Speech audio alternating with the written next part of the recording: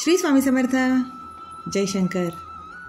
आपण सर्वच जण दिवे लागण्याच्या वेळेला संध्याकाळी दिवा लावून झाल्यावर रामरक्षा ही नक्कीच म्हणतो. रामरक्षा ही आपल्या मुलांनाही आवर्जून म्हणावयास सांगावी. त्यांना ती सवयच लावावी की रोज संध्याकाळी रामरक्षा म्हणावी. रामरक्षा म्हटल्याने आपली वाणी शुद्ध होण्यास मदत होते, आपले उच्चार शुद्ध होण्यास मदत होते. ही रामरक्षा बुध कौशिक ऋषी यांनी रचलेली आहे. रामरक्षा पठणाचे अतिशय उत्तम आणि प्रभावी असे फायदे आहेत. ही रामरक्षा इतकी प्रभावी आहे की ह्या रामरक्षेच्या पठणाने अनेक व्याधी दूर राहतात, अनेक बाहेरील बाधा दूर राहते, नकारात्मक शक्ती आपल्यापासून दूर राहते. रामरक्षा रोज आपण पठण करावीच, पण जर ही रामरक्षा आपण जर सिद्ध केली तर ह्या स्तोत्राचं खूप प्रभावी असा आपल्याला फायदा होतो, याचा खूप छान उपयोग होतो. बऱ्याच वेळेला घरात सतत आपल्या भांडणं होत असतात, आपल्यालाही कळत नसतं की असं का होतं. आपल्या मुलांना कधीतरी नजर लागते, बाहेरील बाधा लागते, आपल्या घरालाही नजर लागते. सगळ्या दुष्ट शक्तींपासनं आपल्या मुलांचं, आपल्या घराचं, आपल्या घरातील सदस्यांचं संरक्षण होण्यासाठी या रामरक्षाचे पाठ नक्कीच करा आणि सिद्ध तर नक्कीच करा. ही सिद्ध कशी करावी तर गुढीपाडवापासून ते रामनवमीपर्यंत रामरक्षा ही सिद्ध करावी. अर्थातच रामरक्षाचं हे अनुष्ठान म्हणजेच ही रामरक्षा सिद्ध करताना आपल्याला काही गोष्टींचे नियम पाळावेच लागतात. त्याशिवाय आपल्याला कुठलीही गोष्ट ही सहजासहजी मिळत नाही. रामरक्षा सिद्ध करताना अर्थातच आपल्याला परान्न वर्ज्य, मांसाहार वर्ज्य आणि ब्रह्मचर्याचं पालन करायला लागतं.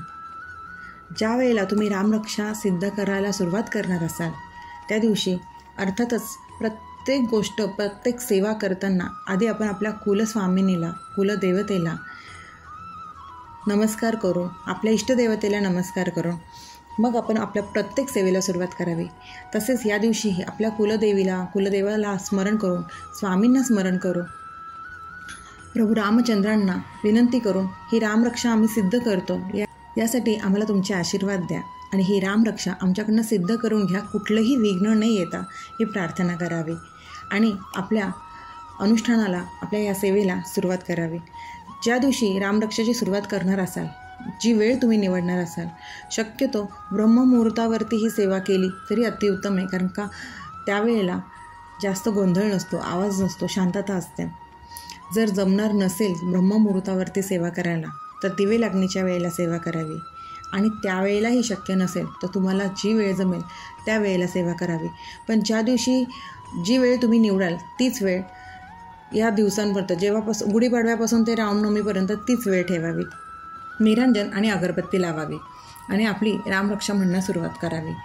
ही रामरक्षा 9 किंवा 13 वेळा नक्की म्हणावी. जसं जमेल तुम्हाला, जर 9 वेळा जमत असेल तर 9 वेळा किंवा 13 वेळा इतक्या वेळेला ही रामरक्षा म्हणावी. रामरक्षा एकदा पठण करायला सुरुवात केली की ती पूर्ण होईपर्यंत जागेवरून उठू नये, कुणाशीही बोलू नये. पूर्ण एकचित्ताने ही रामरक्षा पठण करावी. गुढीपाडवा ते रामनवमीपर्यंत आपले हे सिद्ध रामरक्षा पूर्ण सिद्ध झाल्यानंतर आपण रोज फक्त ही रामरक्षा एकदाच पठण करावी.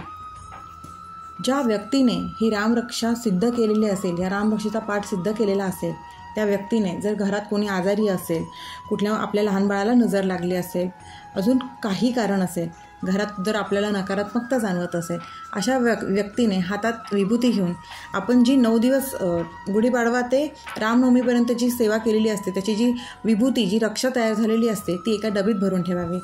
ती विभूती किंवा हातात पाणी घेऊन रामरक्षेचा एक पाठ म्हणावा आणि ती विभूती किंवा पाणी आजारी असलेल्या व्यक्तीला किंवा घाबरलेल्या व्यक्तीला किंवा आपल्या नजर लागलेल्या बाळाला नक्कीच द्यावा. याच्याने खूप चांगला फायदा होतो. या रामरक्षेचं एक सुरक्षा कवच आपल्या भोवती तयार होतं आणि आपण खरंच सगळ्या वाईट शक्तींपासनं, बाधांपासनं आपल्या मुलांचं, आपल्या घराचं, आपलं स्वतःचं नक्कीच संरक्षण होतं. इतकी प्रभावी अशी शक्ती या रामरक्षामध्ये आहे. रामराया आपलं नक्कीच संरक्षण करतात आणि त्यांचा आशीर्वाद आपल्याला नक्कीच प्राप्त होतो.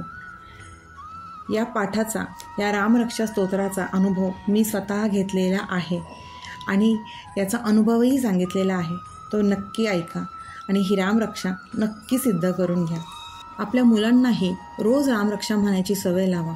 याचे उच्चार थोडेसे अवघड आहे, पण मुलांना जर एकदा यायला लागले ना की मुलं छान म्हणतात. त्यामुळे ही रामरक्षा आपण स्वतःही म्हणावी आणि आपल्या मुलांनाही म्हणायला सांगावी. श्री स्वामी समर्थ. अशक्य ही शक्य करतील स्वामी, अशक्य ही शक्य करतील स्वामी.